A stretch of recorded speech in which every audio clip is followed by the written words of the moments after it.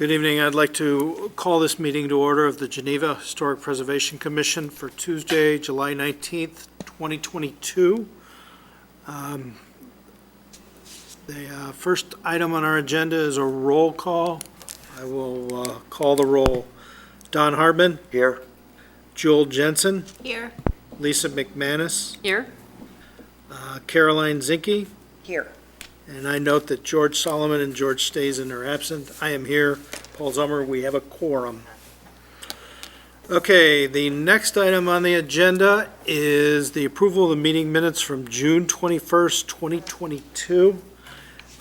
Did anyone have any comments or corrections on the meeting minutes? No. No. If not, can I get a motion to approve? I'll move to approve the meeting minutes of, what's the date on that one? June 21st. June 21st. Okay, and a second? I second. Okay, all in favor? Aye. Aye. Aye. Any opposed? I will abstain. Okay, motion passes. Next on our agenda is a 5-minute field guide, sorting it out, authentic, original, and significant. Mr. Lambert. Thank you, Chairman Zellmer. Tonight's 5-minute field guide is sorting it out, looking at 3 terms that we use often in historic preservation. These are the terms of authentic, original, and significant. Authentic and original are often used interchangeably. However, the 2 terms have very different meanings in the field of preservation. The third term, significant, summarizes the evaluation process for a historic property. Understanding these terms and having the ability to discern the difference is an essential role of a commissioner with project review responsibilities. The term authentic may be applied to a building element or an entire building as a whole. An authentic place may be a property that over time has evolved from its original form and design. The Geneva HPC is charged to preserve authentic materials wherever possible, so it is essential to understand what is authentic and what is original for each case. So authentic can be looked at in 3 different senses. It can be looked at as a material being authentic, it can look at a design being authentic, it can look at authentic history, and it can look at interpretive authenticity. It's important to note that in design, something original is authentic, but the reverse may not always be true. Original means that it was present or existing from the onset, at the earliest period or the beginning of the evolution of a property. It means it's not derivative or imitative, and it should be the primary form or type. So whether constructed in the 1840s or the 1950s, a property may be original in its form, massing, scale, materials, and details. Something may be original and authentic, but as I said earlier, authentic places or architectural elements may not always be original. However, non-original authentic elements may be significant features of a property. Are you confused yet? Yes. Yeah. Let me repeat that slowly. Something may be original and authentic, but authentic places or architectural elements may not necessarily be original. However, non-original, authentic elements may be significant features of a property based on the evolutionary context for that property. So 2 examples. On the left, the W.H. Wilcox building was built around 1888. While the upper portion of the facade is original in design and character, the upper windows have been modified. Also, the architectural glass storefront is of a later period, installed in the summer of 1947, more than a half-century after the building was constructed. The 19th century Italianate brick building is the original and authentic construction in this example. The 20th century storefront installed by August Wilson & Son is authentic, but it's not original to the building. The same holds true for the windows at the second floor. They are original replacement windows, but they certainly aren't authentic windows for the 1888 building. On the right, the limestone walls of the FS rate block date to 1853 and are original and authentic to that period of construction. However, the State Street facade of that building dates to 1893 and was installed following an 1892 fire that caused the original front of the building to collapse. The 1893 facade is authentic, but not original. The 1893 storefronts have been altered over time and are not authentic or original to the period of their construction, but are authentic installations of the 1930s and 1940s that have been subsequently remodeled. Determining the significance of each of the modifications guides the decisions regarding appropriate future preservation treatments.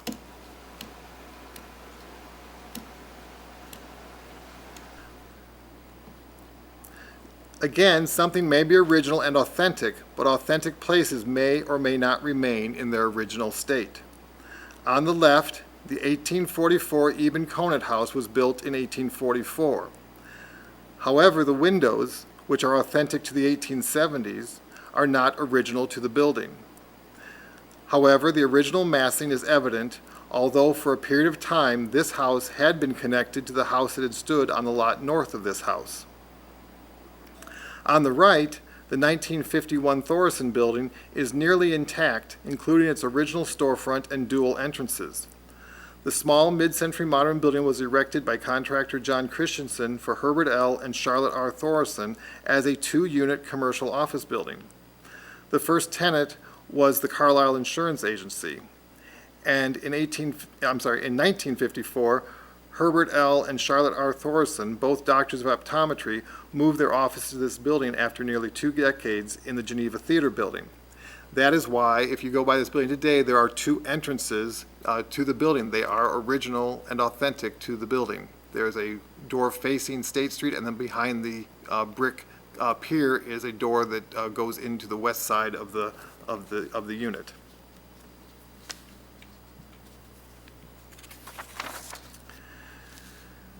Buildings and places are valued as significant as a result of an accrual of time and circumstances. Buildings and places possess specific qualities of location, design, setting, materials, workmanship, feeling, and association. These qualities may change over time based on research, documentation, and changing cultural perceptions. Although the Miller-LeBaron House does not stand in its original state, its general form, massing, and details, even some of its alterations, are associated with significant historic events and people. The age of the property, the resident owners of the property, women-owned businesses in Geneva, commerce, and transportation. Significance is not the same as history. Every property has a history. Significance is an understanding of the historic context with which a property is associated.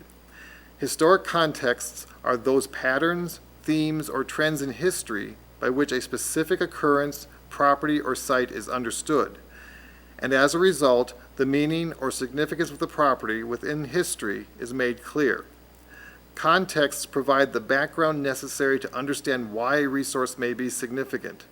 Determining whether a property has significance requires an understanding of the context of the property and how that property is related to the historical development of a community, region, state, or nation.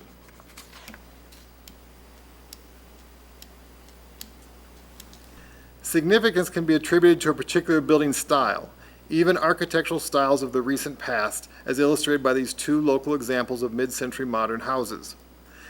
The identification of significant properties changes as time passes. What may be deemed historic by one generation may not seem historic to another. As our perspectives of our shared past evolve and broaden, so should our ideas of what is significant. In some cases, significance is not about architecture, but is strictly limited to events, good or bad, that may be associated with a building or place that adds significance to an otherwise overlooked property. For instance, the open meadows and fields in Pennsylvania only gained significance as the Civil War battlefields of Gettysburg. And Ford's Theater gained significance not for theatrical productions or as architecture, but as the site of President Lincoln's assassination.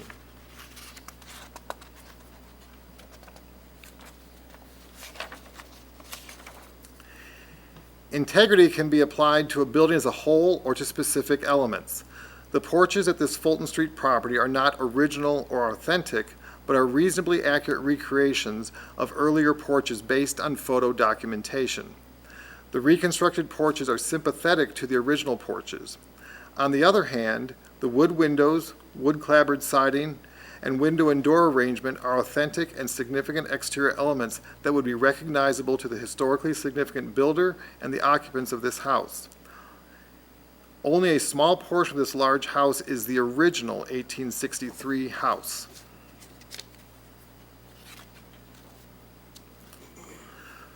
For many years, preservation focused primarily on the efforts and accomplishments of leading businessmen in a community and the architecture they left behind. Simultaneously, however, a small faction of preservationists that included cultural geographers focused on vernacular places, those common places of everyday people using local resources, and those properties associated with the achievements of everyday people who may not have lived extraordinary lives. More recently, the general preservation movement has embraced significance related to properties associated with the achievements of marginalized groups, including women, people of color, indigenous tribal nations, and immigrant communities. For example, the modest Scott Masterson House here in Geneva is associated with the influx of Irish immigrants who came to Geneva as railroad workers.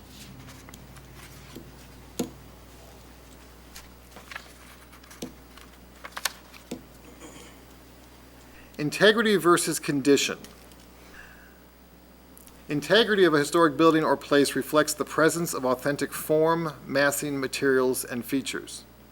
Condition concerns the appearance and structural soundness of a historic building.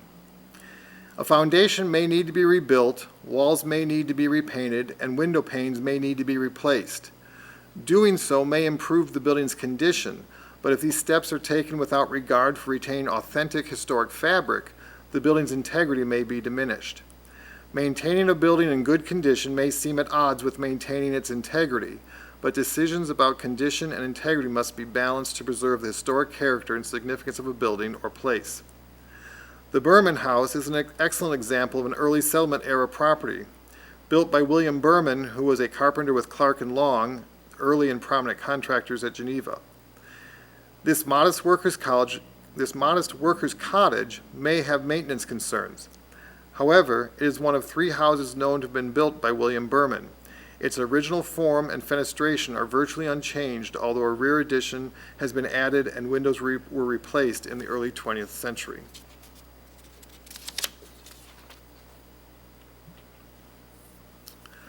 Authentic, original, and significant, along with context, integrity, and condition, are important factors to consider when assessing a historic property. Understanding these terms and having the ability to discern the difference is an essential role of a commissioner with project review responsibility. The effectiveness and credibility of any preservationist or review commissioner is based in the consistent application of these core technical terms. That's the end of tonight's 5-minute field guide. You may have questions. I have a question. Yes. Okay, this is going back to last month's meeting when we were talking about the business on West State Street. I can't remember the address, but it's next to Starbucks. Mm-hmm.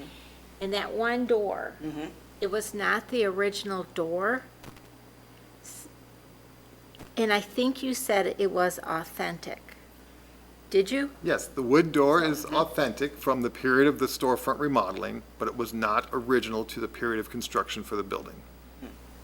So did that make that door just as important then as if it were original? That is the question that you are all here to determine. I provide the analysis for Okay. you, and I provide you the information, but again, determining that significance and within the context of that building is what the commission needs to struggle and come to an agreement on. And I think we did actually have lots of conversation about that door, making sure that the door was used in some fashion. So I think we decided that it was authentic. You decided it was authentic, Yes. And significant enough that it had to stay in its place. Yes. Right? Right, that's what you Okay, did. good. That's what we did. So, I actually found the B.F. Goodrich, is it B.F. Goodrich, the one, the other? The storefront and the thing that they did to cover up the original building is now authentic. But it's not original, but it could be construed as authentic and start to bring its own significance. So if someone wanted to take it off, we would have a very heated discussion regarding that. it could be a very heated discussion. The standards would allow for a modification that has gained significance, and you've heard me talk about gained significance over Sure. time, is perfectly reasonable to retain, even if it's incongruous with the original form. Yes, and then I think about the other, what was the building that's behind the townhomes? It had the stock, The Harding and Harding Harding and building? Harding building, and there's a stairwell and a balcony, Uh-huh.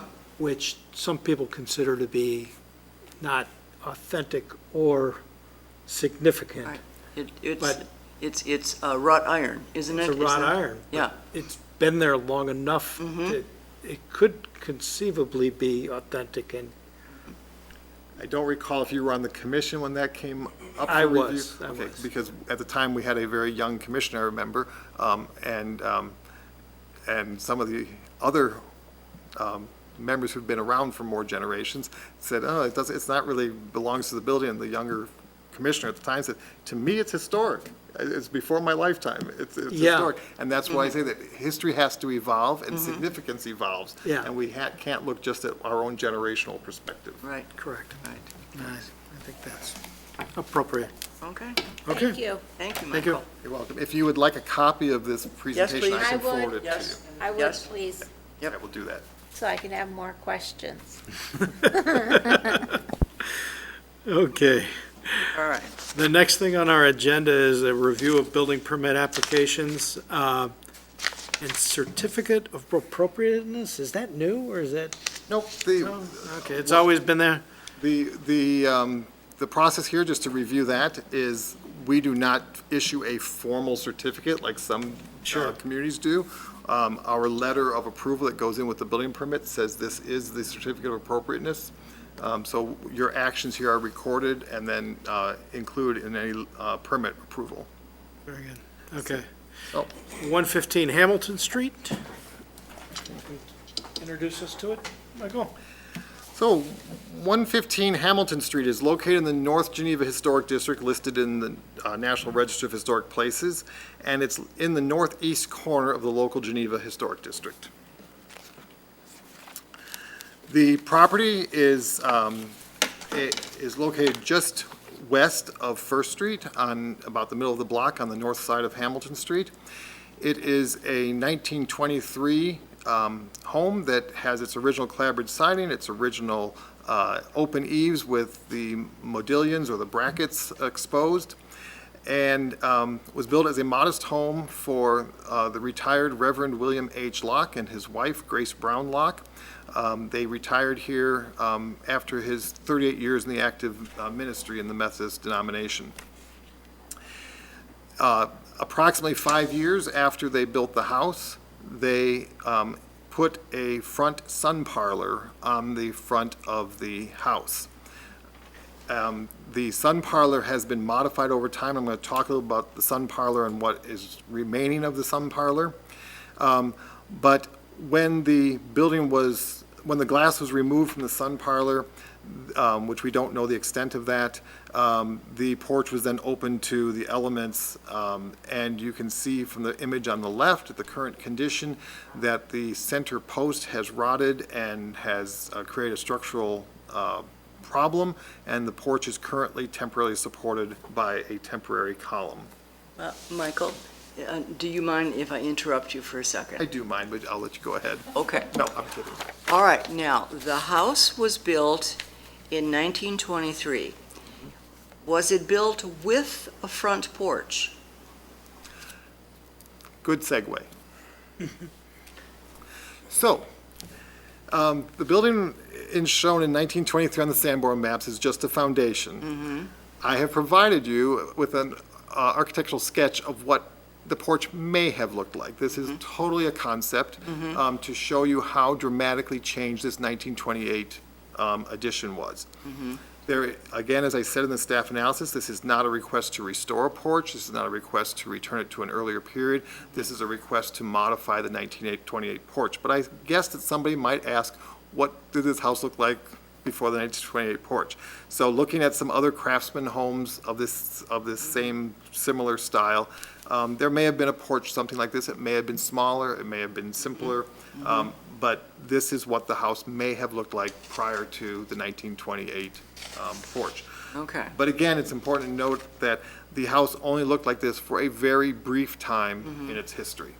So then the sun parlor was built within the porch that was there before the porch was turned into a sun parlor?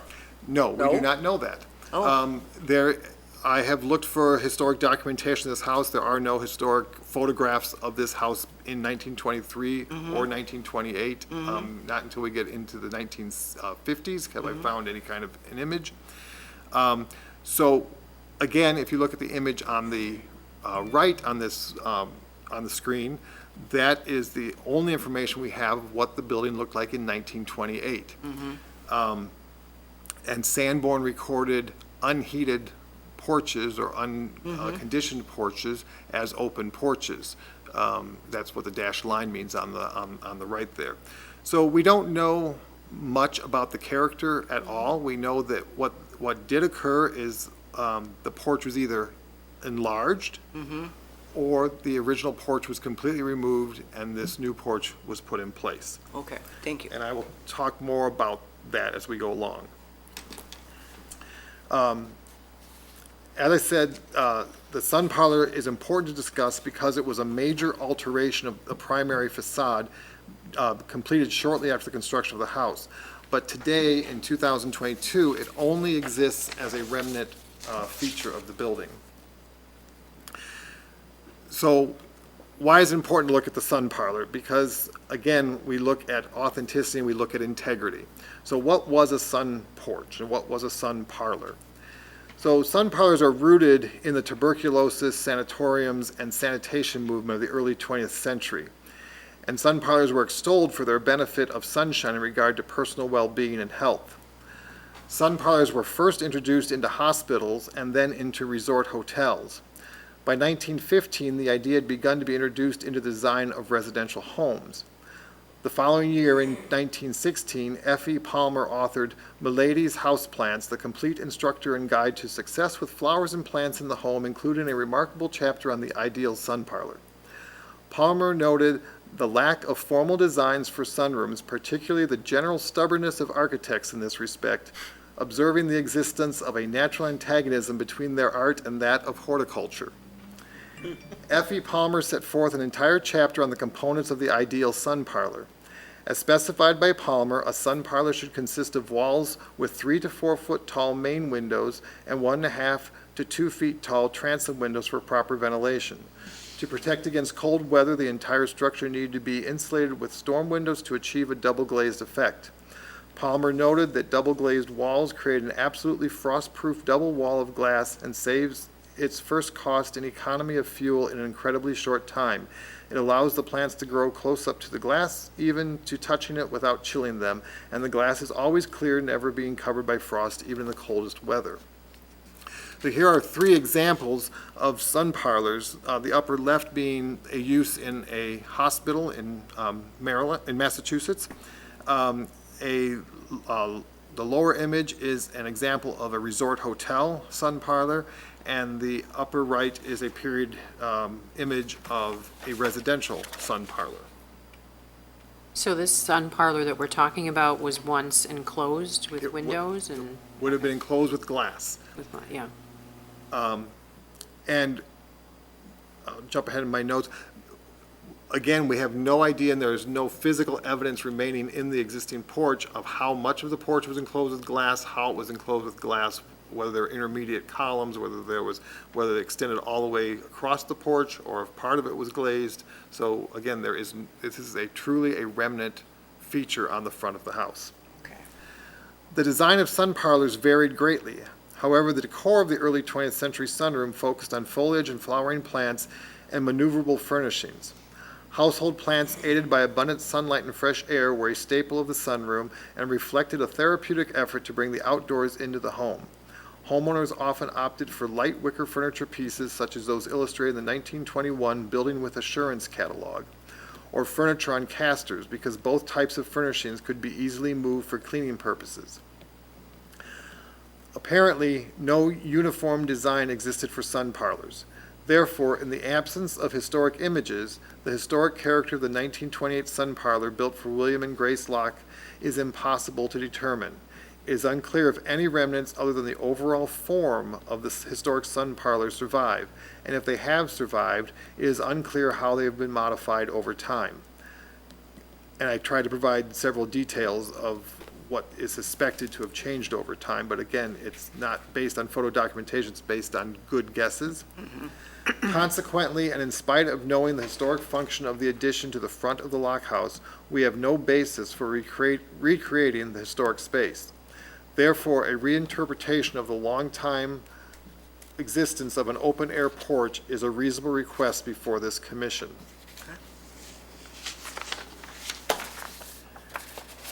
Given the fact that no architectural drawings or photographic documentation has been discovered in regard to the historic character and details of the 1928 sun parlor addition, the applicant's request for modification should be considered with respect to the decades-long tradition of this space being utilized as an open-air porch. Furthermore, structural failures must be addressed to provide a safe environment. As I alluded to in the staff analysis, just to confirm my belief that this is a remnant porch, I did confer with the State Historic Preservation Office, who did concur with my assessment that this should be viewed more as an open-air porch rather than as an enclosed sun parlor space. So what is the applicant requesting? The applicant is proposing the removal of the existing solid wall balustrade, the wall that encloses the existing porch. And if you notice, one of the reasons the porch column probably rotted is because this is a full closed wall, and there's been probably water and snow that has gathered in the porch and it has no place to exit. The proposal is including the introduction of 2 new columns to replicate the existing columns that are at the corner and scheduled to remain. The new columns are designed to cut the span of the historic porch lintel, which is that beam at the top of the porch underneath the eave, which is showing signs of being overspanned and deflecting in its current state. So that even though there are new columns being proposed, those are being put in place to preserve the historic element of the porch lintel. The request also is requesting to repair the existing porch floor in kind with repairing about 10 to 25% of the existing wood with wood.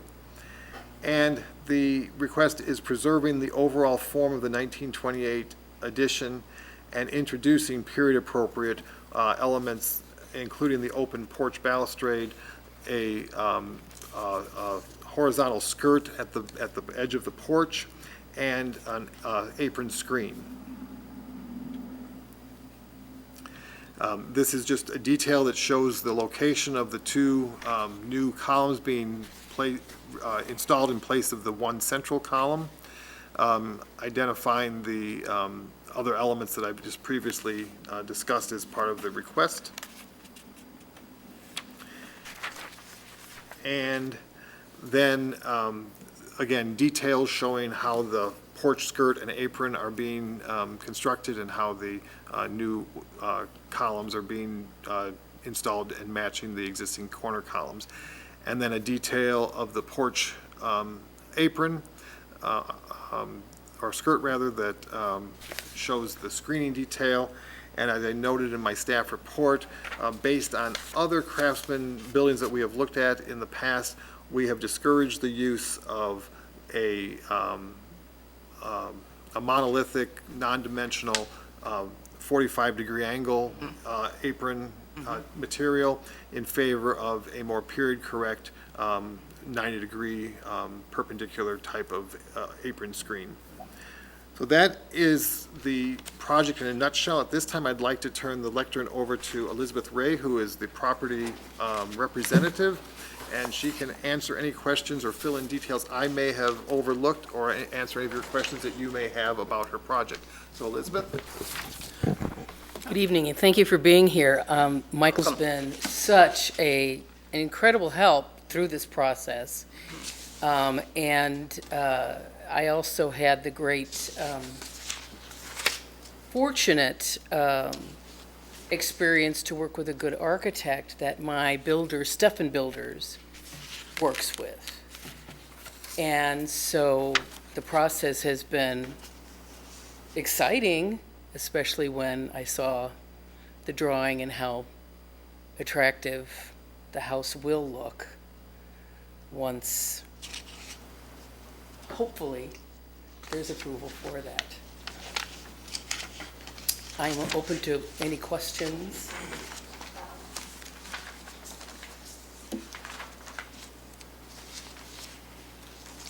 Is there any part of the overall that Mr. Lambert just said to us that you are unsure about, or you are unwilling, well, that's the wrong word, unsure about, or maybe disinclined, thank you. Reticent. Disinclined, reticent to listen to his recommendations? No, I think that his recommendations have been very helpful, and the dimensional pieces absolutely make sense, because we did make a few adjustments to the dimensional pieces, which created a more authentic look, you know, and not have it just be like it doesn't belong on that age building. So yes, we're on board, and I have a capable builder to do that. It's been a long haul. It's been over 3 years when this started to give way. But with COVID and trying to find people, and people were, I did have several people come by, and you should see some of the reactions, you know, hysterical. And then a very good builder down in Lisle, but he was having his own problems, you know. So then this new builder stepped up, and I knew that this family builder got the integrity to bring this porch back to where it deserves to be, and then beyond. You know, beyond. Well, I guess as a commissioner, I was just so excited to see that you had painted the original siding, that you didn't take it off and replace it. I thought that was wonderful, because we've had other cases where we've had to discuss that. Well, and it's interesting you bring that up, because this is the second time that I've had this property painted since in the 25 years I've been there. And I knew that I was going to be doing it, you know, in 2020, but it almost seemed a little bit impossible too, because that was just right in the thick of COVID. Right. I did have a local painter. He was very helpful. He was reticent is the perfect word. He did not really want to do the work. He knew he was in trouble because of the age of the building, and that I did want to repaint the original siding. And in the end, he said he put 50 gallons of paint on the house. That's a lot of paint. Yes. Yeah, for that small a house. It's not like it's that big a house. Yeah. But now that I've changed this is the second time I've changed the color, kind of gradually. And I do believe that it's pretty darn attractive. It's about as attractive as that this property can be prior to the porch situation, now that the porch is being proposed, that takes it to a new level. Thank you. Okay.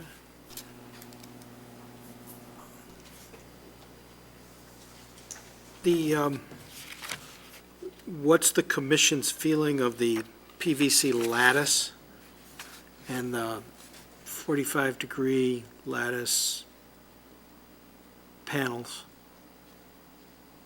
As opposed to the 90-degree angles of Or even another, just PVC as a material for that, and whether that's appropriate, or does anyone have an issue with that? Oh, in the past, has PVC been allowed when it is in contact with the ground?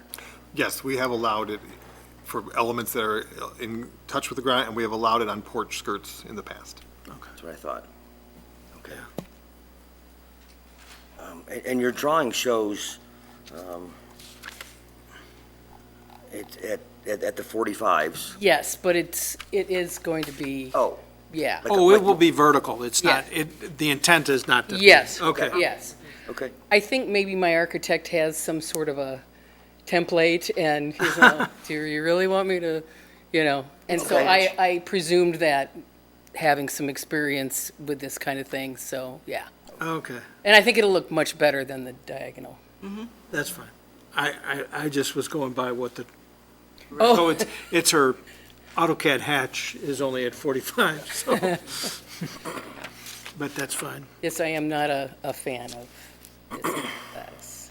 Okay, well, that clears up. We'll probably note that it's intended to be, And I think that that's why Michael included that yeah, nice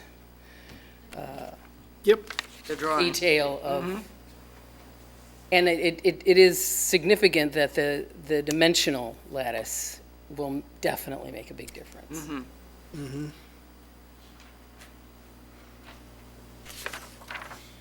okay. No, I don't have a problem with it being PVC, to answer the original question. Yeah, I think I think you're retaining what you can retain, with the roof and those lines staying the same. And I think that it's just such an undocumented thing. I mean, we really even know how it evolved and when it evolved, but it has certainly evolved, because now we're with something open air, and before it was something enclosed as a sun parlor, so I don't know that we are necessarily tied into retaining something. We don't know exactly what to Yeah. retain. So I think that there's some more flexibility here maybe than with other properties, honestly. Yeah, I think it's a plan that visually looks appropriate, and the scale is the same, and still remember what the original building is, which is all of our goals, and Right. Yes, I agree, Lisa, with everything that you said. You summed it up very nicely. And it does appear that you, the homeowner, you are sticking to the integrity of the home as best you can. And the sample of the porch, it looks very nice, and it looks historically correct for that type of home and for that time period. It looks like you've put a lot of details and thought into that. And as far as there really isn't anything original left except for the porch lintel. From the porch lintel upwards through the whole roof structure is 1928, and we don't know the dates of the Okay. corner columns. We don't know if those are 1928 or sometime between 1928 and 1956. Okay. That's right, because that porch lintel wouldn't be the original because it was changed to do the sun porch. Well, the porch lintel is, The- I believe, entire- 1928, Okay. yes. So it appears what they have done is somewhere in here, we don't know what the glazing pattern was, so we don't know what intermediate mullions were in between the glass or how the glass was arranged, but it appears that they took that out and left things and then modified what was left over the next 35 years.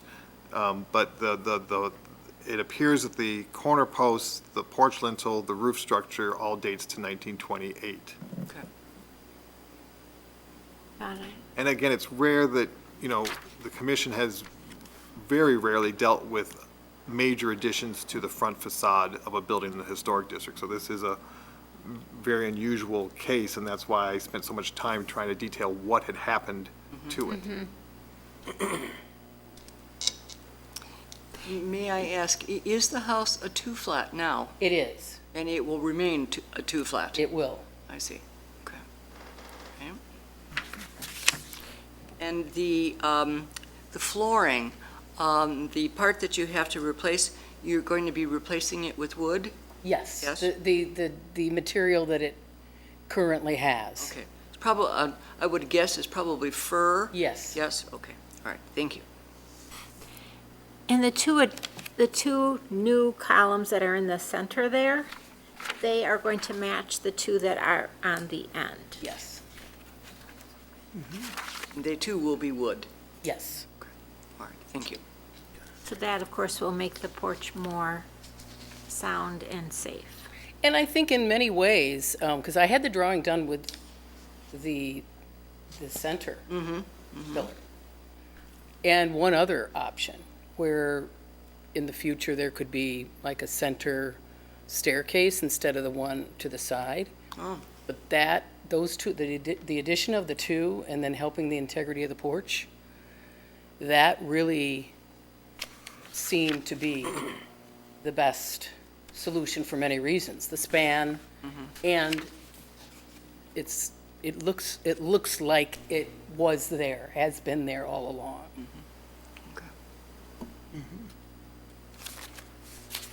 So, maybe I didn't hear it, or I can't find it. The wall balustrade now, what year is that? Is that a guesstimate of, or is that, we don't know if that's original? I think parts of it are 1928, but it appears to me that it's been altered again over time, and to what extent, it's unclear. For instance, it's unclear if in 1928 the stairs to the east went to the east, or if they originally went to Hamilton Street. And so, again, the solid wall balustrade is probably from 1928, but we don't know to what extent it's been modified over time. Hence your authentic and Yeah, what yeah, a good, what what were an those three appropriate lead, words? Mike. There's a reason for my 5-minute field guide sometimes. Yeah.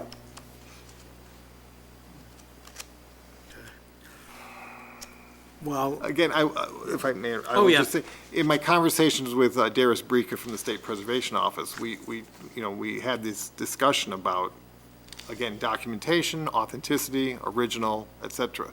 And, he concurred with me that it is very odd to not have the staircase coming off from the main front door. But because we don't know when that staircase was altered, we're perfectly fine with this solution because it's what's there now while it's being used as an open-air porch. And again, without photo documentation or some kind of architect's drawing of what they did in 1928, it is all conjectural. And if you look at the SOI standards, we have a actual point that says conjectural modifications are not appropriate. Right.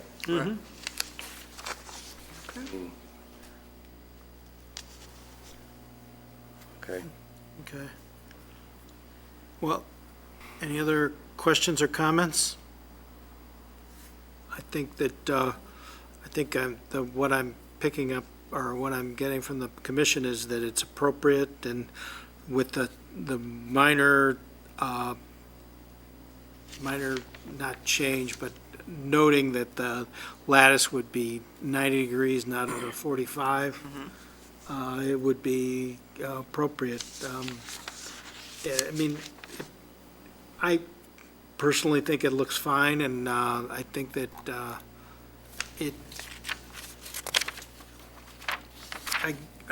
it's just interesting that there's no documentation of it ever, other than the blurb in the paper about being a sun porch. But that's the way things are sometimes. Well, and remember, it was rental property Right. by a non-resident, owned by a non-resident in Texas. So it was strictly an Okay. income-producing property and was treated such. Sure. And that's after the original owners died. It was, yes, it Right. was the original owner's daughter, and Right. then their grandson owned it, I think for a period of close to 25 or 30 years. I don't remember the exact dates off the top of my head. So they were down in Texas, and then they were using this to give them some income. Correct.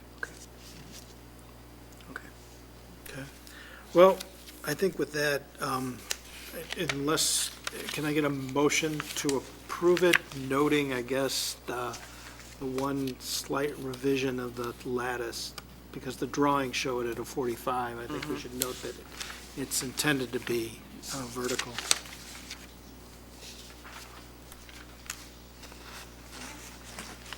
Don, why don't you do it? Okay. All right, I propose the applicant at 115 Hamilton, the request to be approved as per submitted under the rehabilitation of the front porch as requested. At 115 Hamilton. Yeah, You said that? Oh, you did, So sorry. that was at the beginning. And I guess just the noting the lattice to no, be, and noting that the lattice would be at of a 90 and not a 45 degree. can I get a I'll second? second that. Okay, I will call the roll. Mr. Harmon, Aye. Joel Jensen, Aye. Lisa McManus, Aye. Caroline Zinke, Aye. and myself, I will, aye also. Motion passes. Thank you. Thank you so much. Thank you for coming in. appreciate it. So the next step is that I will send a letter of approval by the commission to the building department probably tomorrow, and then they will call you when the permit's ready to pick up. Fantastic. Thank you so much. Thank you. Thank you.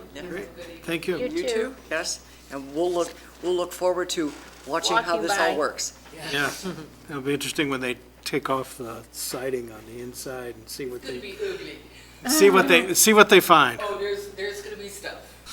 Yes, I'm sure. Yes. Thank you so much. Okay, Thank you. bye-bye. Thank you for Bye. coming.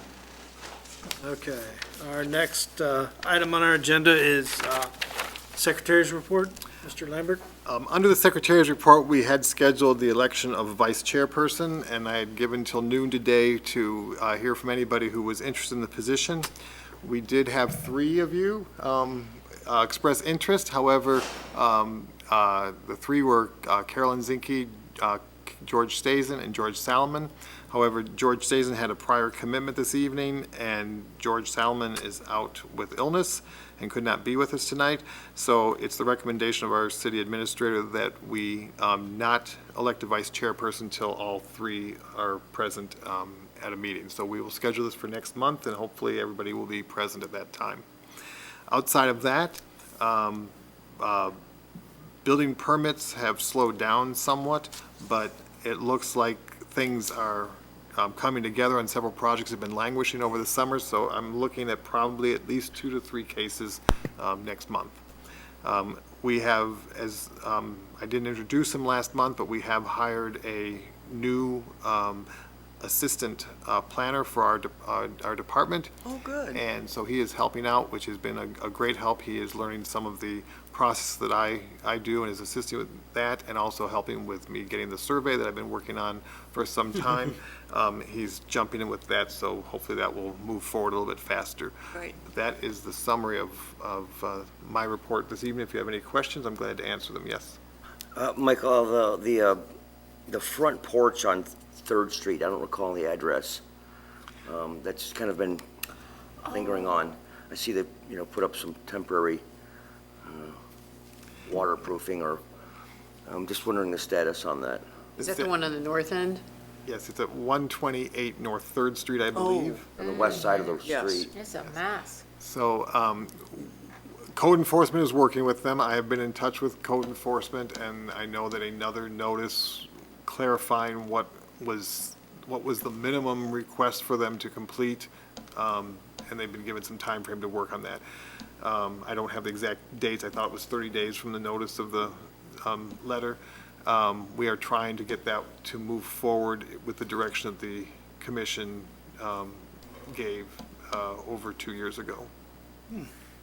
It's been 2 years that we've looked at that. Ooh. Be having Okay, some sort thank of you. I was just issues. curious, We it's get, difficult we to find a get, contractor to do something like that, in today's world. And, by delaying it, material costs have only gone up, quite frankly. Not, they didn't know that, but, Yeah. just curious on that status of that.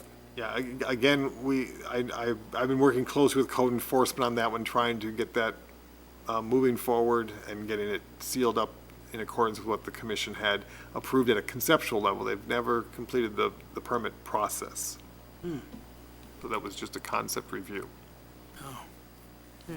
Okay, well then how come they're working on it if it's only been a concept review and we didn't? If you recall, on that particular case, the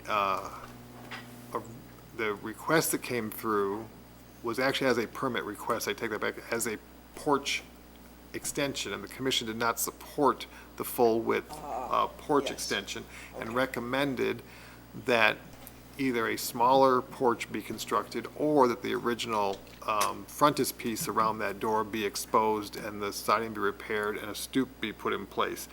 And so the request was, for the full width porch was rejected, and so it essentially then was turned into a conceptual discussion of what could be done for the, appropriate for that stoop. And they were to come back to us with some proposal of what the front stoop would become. Until about 3 weeks ago, it was still just kind of the rough sawn cut off porch roof there, and they've taken that down and now closed it off with a variety of materials to keep weather out of the wall at least. That does not meet our property maintenance code, nor does it meet the conceptual approvals that the HPC provided to them. So again, they can do the work to close it up and temporarily secure it, but they don't have any sort of approval as to what they're putting back there. Until we see something from them, we have nothing to review and grant a permit for construction. Oh, okay. Don, do you remember the address? I was just going to swing by. I do not, and I live right around the corner. I believe It's on it's, the west side of the street right there. West side of the street's yeah. on the corner of Third and not, no, Third The and, Peyton. Third and Fulton? No, it's Third- one above Hamilton, whatever that Thought it one was is. Yeah. Peyton? third, Peyton, Third Third Peyton. and Peyton. I believe it's 128 North Third Street, if I recall. You'll be able to tell. Okay. You'll be able to. Yeah, I'd forgotten about that. That's been 2 years? It's been, I think it's a little, about it must have been one of the first things I reviewed as a commissioner then, may have been. yeah. Yeah. The, any word on the house at the corner of Fifth? Third and Peyton. Third and Peyton, okay. Thank you, sir. Fifth and, is it 136, Campbell? 136 South Fifth Street, the house that It was designed by Frank B. Gray. I understand that they have finally got all of their documents and financing in place. It's been a little bit of a tricky process for them, and I got that word last week that everything has fallen into place, so we expect some movement in the next few weeks. They are working with Tom Wetmore, who was here as their contractor representing them, and they've been working back and forth on getting budget numbers and financing to all line up. But I understand that it has all fallen into place now. And how long ago did they get their permit? They didn't really, did they? Did they get a permit from us? They did come in as a permit review, and that was 2 meetings ago. Oh, So we're in July, so it was the May meeting, May meeting, okay. Okay. which you were not present for you, Ms. May, and That was one of the ones Travel. that you weren't here. And the permits are good for a year, is that correct? permits are good for a year. If work is progressing, there is the ability to have them extended. I see, okay. Okay, well, good.